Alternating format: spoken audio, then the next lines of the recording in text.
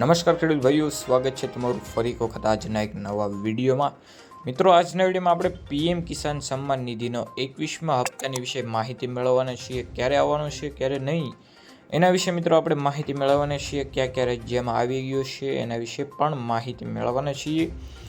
અને જો મિત્રો આ ચેનલ પર નવા આવ્યા હોય અને આવા જ ખેડૂતને લગતા અને માહિતીના વિડીયો જોવા માંગતા હોય તો આપણી ચેનલને અત્યારે જ સબસ્ક્રાઈબ કરી નાખો અને તમારા મિત્રોને શેર કરવાનું ન ભૂલતા, કારણ કે તમારા જેટલા પણ ખેડૂત ભાઈઓ હોય તમામને આ ચેનલ શેર કરજો, કારણ કે ખેડૂતને લગતી માહિતી 100% સાચી આમાં દરરોજ મૂકવામાં આવે છે. તો શેર કરવાનું ન ભૂલતા અને વિડીયોને એક લાઇક કરી દેજો. મિત્રો, તમને પણ ખબર છે કે 20મો હપ્તો અત્યારે 2 ઓગસ્ટને દિવસે તમામ ખેડૂતોના ખાતામાં જમા કરવામાં આવી ગયો હતો અને એને મિત્રો અત્યારે લગભગ 2 મહિના થવા આવ્યા છે. તો હવે મિત્રો સવાલ છે ઘણા ખેડૂત ભાઈઓનો કે હવે 21મા હપ્તાની કન્ફર્મ તારીખ શું છે, ક્યારે આવવાનું છે? અને અત્યારે ઘણું ફેલાઈ રહ્યું છે કે હવે 2ની જગ્યાએ 3000 રૂપિયાનો હપ્તો આવશે. તો મિત્રો હું તમને કહી દઉં કે બધી ખબર ખોટી છે. 2000 રૂપિયાનો જ હપ્તો આવવાનો છે. ક્યાંય પણ આવી ખોટી માહિતી અને આવું કોઈ ફેલાવતા હોય તો એનો વિશ્વાસ ના કરવો, કારણ કે ફ્રોડ હોઈ શકે. ઓફિશિયલ 2000 રૂપિયાનો જ હપ્તો આવવાનો છે અને આગળ પણ મિત્રો એવો જ રહેશે.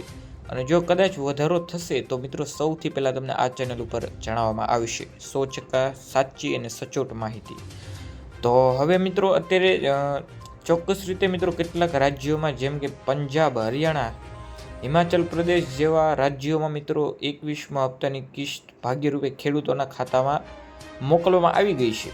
હવે આપણે વિચારીએ છીએ કે મિત્રો ગુજરાતમાં ક્યારે આવવાનું છે, કન્ફર્મ તારીખ શું છે?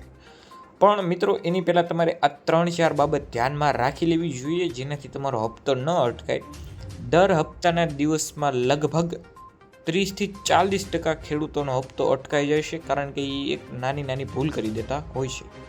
તો તમારે એવી કઈ 3-4 ભૂલ નથી કરવાની જેનાથી તમારો હપ્તો બિલકુલ ન અટકે અને તમારે શાંતિથી તમારા ખાતામાં આવી જાય અને આગળથી પણ તમારે આવી કોઈ વાંધો ન આવે.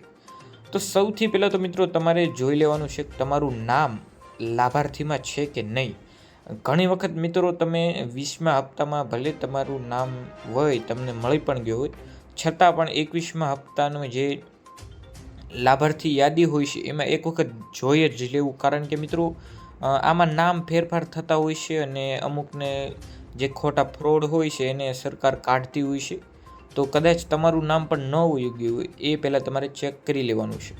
અને બીજું મિત્રો તમારું બેંક ખાતું, આધાર કાર્ડ અને જે બેંક ખાતાનું બધું હોય છે એ બધું તમારે સારી રીતે ચકાસી લેવાનું છે. મિત્રો જમીનની વિગતો પણ બધી રીતે યોગ્ય છે કે નહીં બધું ધ્યાનથી તપાસ કરી લેવાની છે.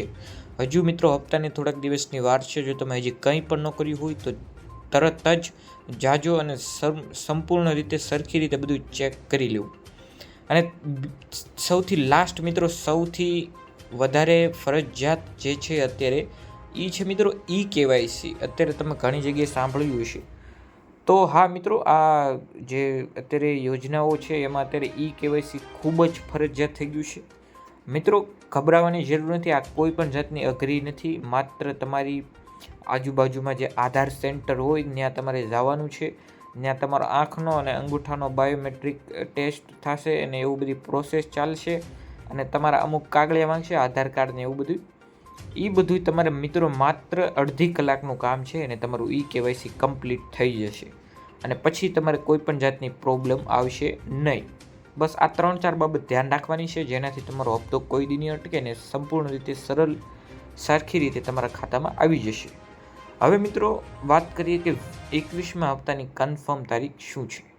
તો હું મિત્રો તમને કહી દઉં કે અત્યારે ઓનલાઈન ઉપર જેટલી પણ માહિતી આવી ગઈ છે કે આ કન્ફર્મ તારીખ છે 20 તારીખથી, મિત્રો હું તમને સાવ છેલ્લું કહી દઉં કે સરકાર તરફથી એક પણ જાતની કન્ફર્મ તારીખ અથવા તો કહેવામાં આવ્યું નથી. એક કોઈ જાતની ખોટી માહિતી જેટલી તમને દેખાય છે બધી ખોટી છે. સરકાર દ્વારા એક પણ તારીખ જાહેર કરવામાં જ નથી આવી, નિશ્ચિત નથી થઈ હજુ.